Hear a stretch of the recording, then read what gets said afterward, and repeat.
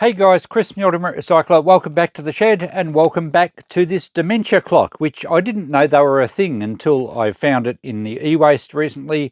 And my last video, I did a repair on it because the power supply input socket had broken from the board and I had to resolder the pins. And I thought, beauty, I fixed it.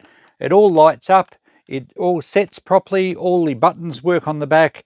But the time is frozen, it won't advance. So I thought I'd get straight back onto this little project as I had some great comments in the last video, which was only the other day, and I thought I'd follow it up straight away. We'll have another go at fixing it now. So Sam Baker suggested that the crystal, I think it's a crystal oscillator, has some glue on the legs, and you could see that in the last video. And he said the old glue can sometimes turn slightly conductive, and it could cause problems with the crystal working properly.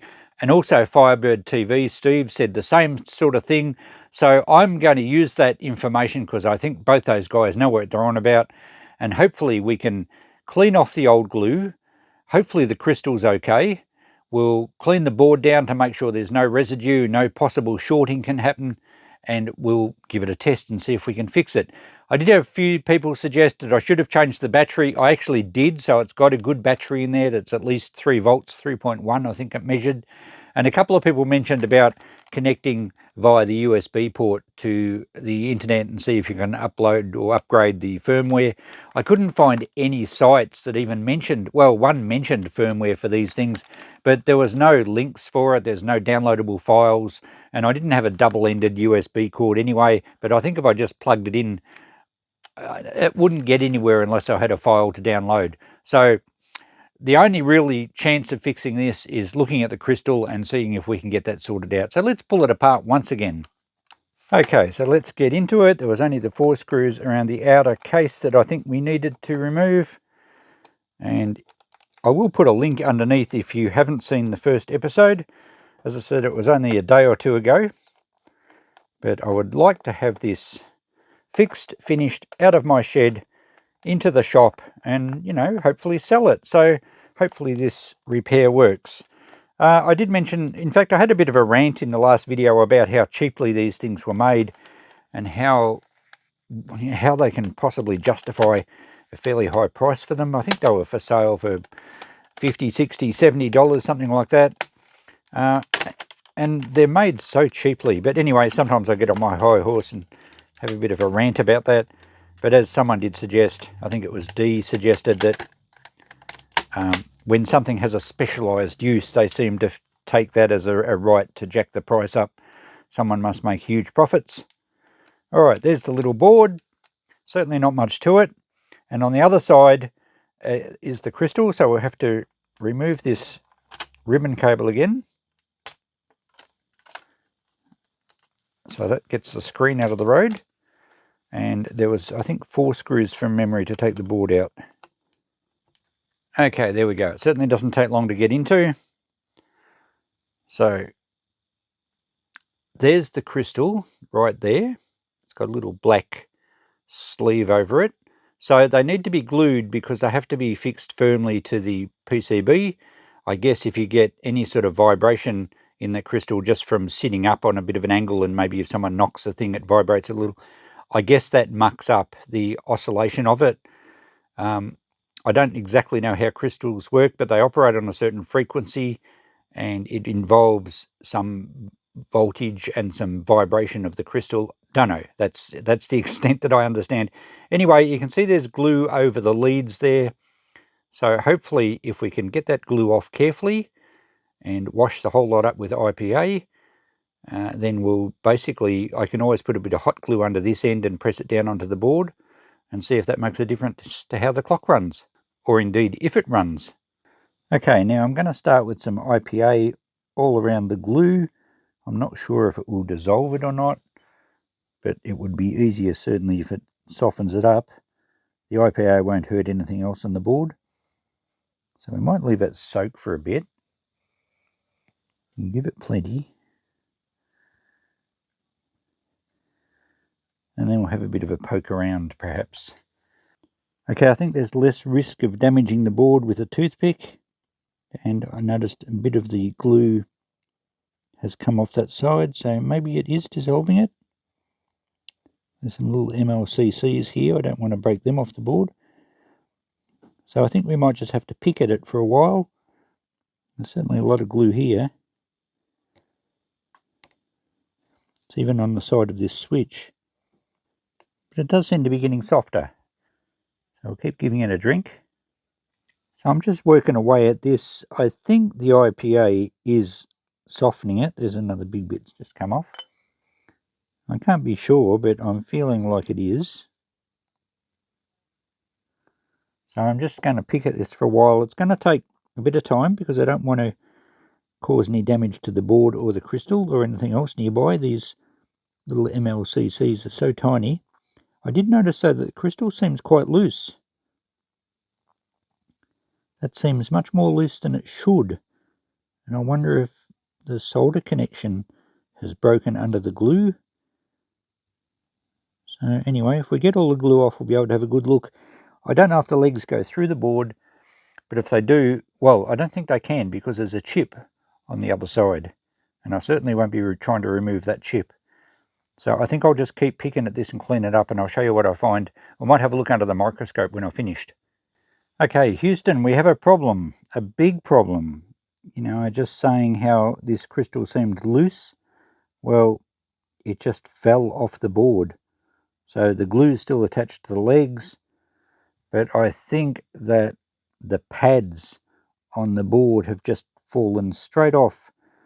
There's a couple of patches here where the pads were that it was soldered to, and the traces are so fine I don't know if I'm going to be able to solder it to anything. So I suspect that the glue has done that damage. I certainly didn't push it hard enough to cause it to flake off like that. It was just a bit loose, and I touched it and the whole thing just fell to one side. You can see all the glue still attached to the legs. So we'll have to clean that up, and we'll have to have a good look here and see if we can pick up somewhere to actually solder the legs to. I'll get it under the microscope shortly and we'll check that out. But it may be the death knell for this board and this clock. Okay, here's a close-up, actually it's not quite in focus, of the pads. There we go, on my electronic microscope. You can see the residual glue around there and around that little rubber. I'm not sure what this is, just a rubber thing. A little bit of wetness here still from the IPA that hasn't evaporated. So these pads used to be copper and probably had a bit of solder on them like these two. And you can see the trace going off there, and this one goes off there. But there's no copper left, so I can't solder anything to them. I would have to try and, I wouldn't be able to solder to that trace, it's so small. I might have to follow it and see if I can attach the crystal somewhere else. But it's going to be pretty tricky to do because I don't reckon I can even solder a wire onto that trace. It's absolutely microscopic. So that's a shame, and I would suggest that the glue is probably the culprit for destroying these copper pads. The boards are probably made very cheaply, and the pads probably come off fairly easy anyway. These are little MLCCs. That one's still got a bit of glue on it. They're little capacitors. Everything else looks okay, but clearly the crystal has an issue, and the boys that suggested the glue might be at fault, well, I think it was. Let's take this out, and I'll put the little crystal under there. So that's the massive glue around the end of the crystal. We might get a little bit of better focus there. And you can see that's one of the copper pads, and I'm not sure what's happened to the other one. I think a bit of glue had got under it. Looks like a little bit of it there. So the wires from the crystal are soldered to these pads and were supposed to attach to the board. So I'll have to clean this up. I'm assuming the crystal is still okay. I'll have to clean the rest of the glue off, get the wires clean, and see if I can find somewhere else on the board where I can actually attach it to that connects to those same traces. Okay, I've cleaned the area up and I can get a better look of it. Now, to clean this up, I scrubbed it with a toothbrush with IPA. To do that, I had to remove this switch here. So it wasn't too hard to remove. It's just, see that little solder tab, there's one in each corner. So if I reach in here and grab it off, it now gives us a good view of where these tracks go. So this was one, and that's the other. And you can see the trace goes into there, and this one goes into there. They look a bit weird. I'm not sure if they're pins on the other side from the chip. I don't think they are, but I'm wondering if I can clean that off and get a bit of solder on there, and I might be able to actually solder the leads of the crystal onto those. It's going to be pretty tricky because they're very small. So I've cleaned this board up a bit more, and instead of trying for these ones which are just so small, I've noticed that there's a trace that goes back to the end of this little MLCC, and from this pad there's a trace down here that goes to the end of that MLCC. So I should be able to solder, albeit very fiddly, the leads of the crystal to those two, but the moment I hit them with the soldering iron, the MLCCs are likely to come off the board. So that's going to be very delicate work, because these little surface mount components are not only small, but they're very easy to knock out of alignment. That's my next plan of attack, is I'll clean the crystal off and see if I can possibly attach the leads to there. I'm using a little toothpick here. Watch how big the toothpick is. If I put it on the board, it's like a log of wood. So you get an idea of how tiny these components are. Okay, I'm going to attempt to do some microsurgery here. I've just put the crystal back where it was, and you can see how that solder pad, you can see it wobbling there. So one of the pads is still on the lead. I'll have to take that off. But these wires on the crystal are too large to try and solder on to the end of those MLCCs. So I thought I might hot glue this crystal in place, not on the wires, on the body, around about where it is now, and run some fine wires from the end of those leads across to the MLCCs. Now, if I can bring this up in front of the screen on my hand, I found a little bit of wire, very fine data cable, and I've taken one strand out of it. You can see it's sticking up because any more than one strand is going to be too thick. And if I put that strand now on the screen and get it in focus, you can see I think that's manageable to solder onto the end of the MLCC there and link it to one of these wires. And I might try and get a bit of heat shrink. Probably doesn't need to. That's going to be more fiddly than anything, because the moment I touch anything with a soldering iron, the heat shrink will just grab it. I think once I get it assembled and the wires are separate, I can probably separate them and hold them apart with some hot glue. The biggest trouble I'm going to have is my soldering iron. The smallest tip I've got on it, I'll put this in here, and you can see how big the soldering iron tip is. So, and it looks like I'm shaking. It's just minor movements because the magnification is so great. So I've somehow got to solder this wire on with a thumping big soldering iron tip by comparison, and I don't want to dislodge that little MLCC off the board. Now, I won't be filming it because the camera will be in the road and I need to be close and concentrating, so I'll show you how I go. Okay, a quick update. It looks messy, but I have attached the wire and it looks like a pretty good join. It looks messy because of all the flux, so I'll trim the wire back. It's obviously a bit long, and clean it up after I get the other one attached. Okay, I've had success, and it actually looks pretty neat considering how highly magnified it is. I've managed to trim the ends of the wires off because I soldered them across the ends and I had to trim them back. And you can see both those wires now are attached quite securely. I'm pretty happy to get those on without dislodging the parts.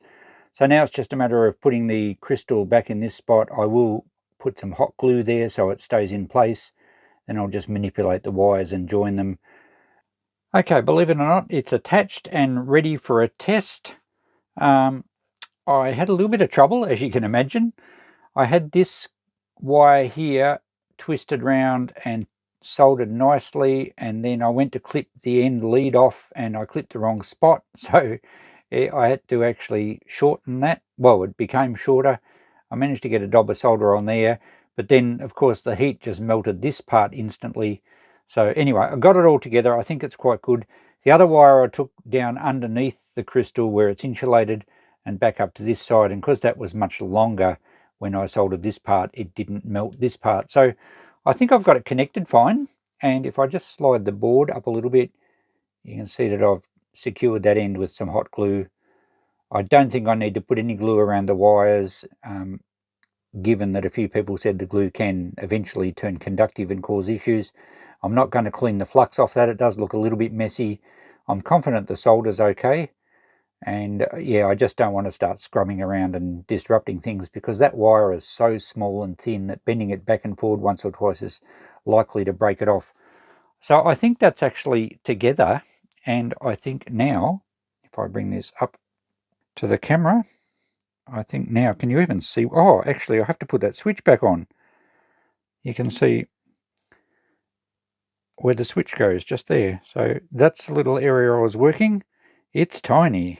All right, I'll put the switch back on, and then we'll power it up and see if the thing actually works.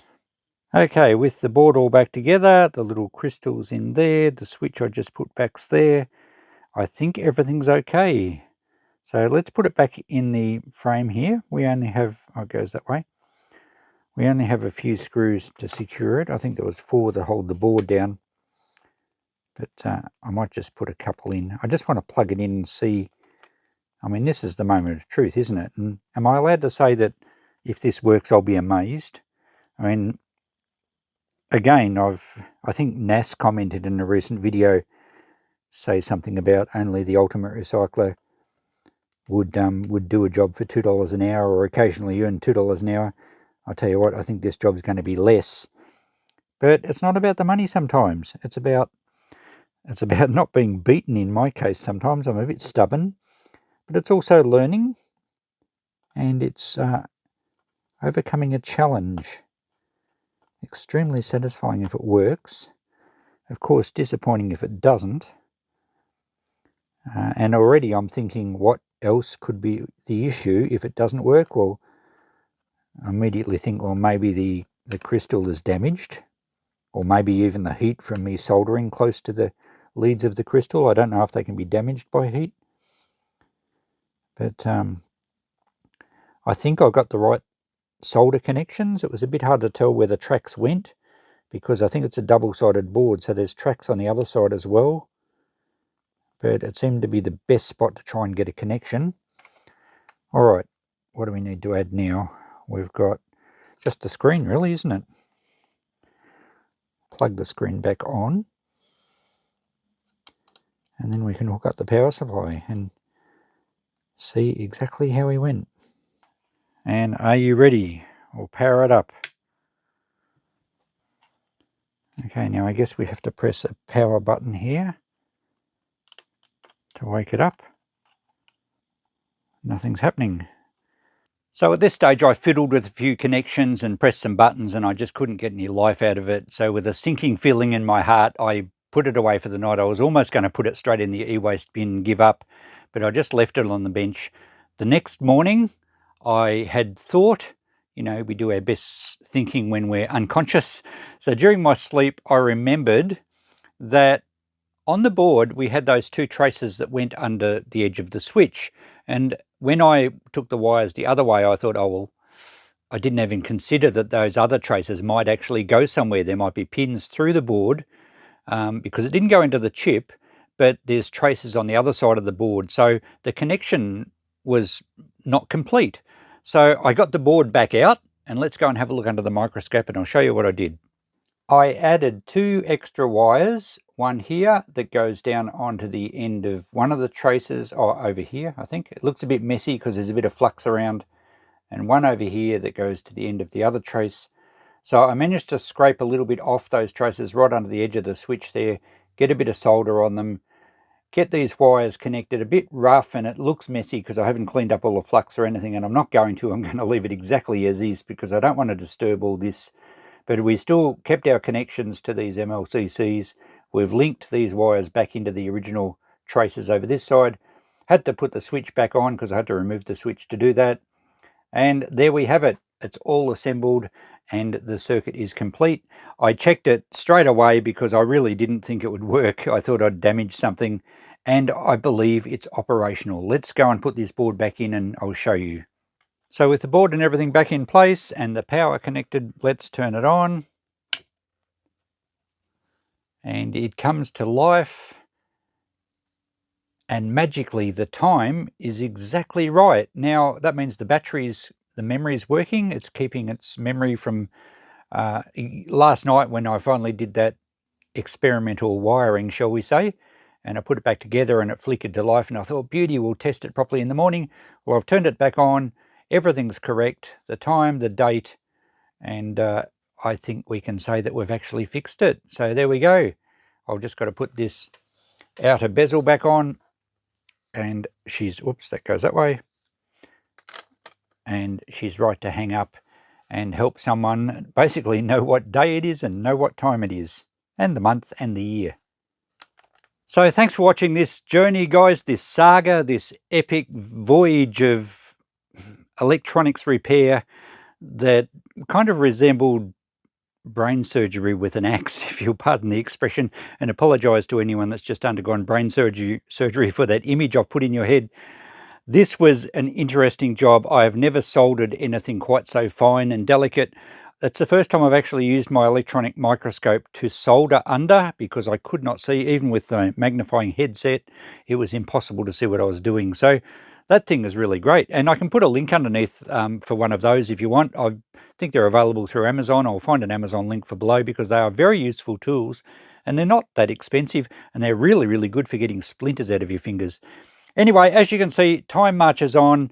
What am I going to do with this? I'm not going to sell it. After all this effort, I feel like I have an emotional attachment to this clock. I'm going to hang it in my shed, because all the brain power I've used over the last couple of days, I think I need someone to tell me what day it is. Thanks for watching, guys. We'll catch you in the next episode. Bye for now.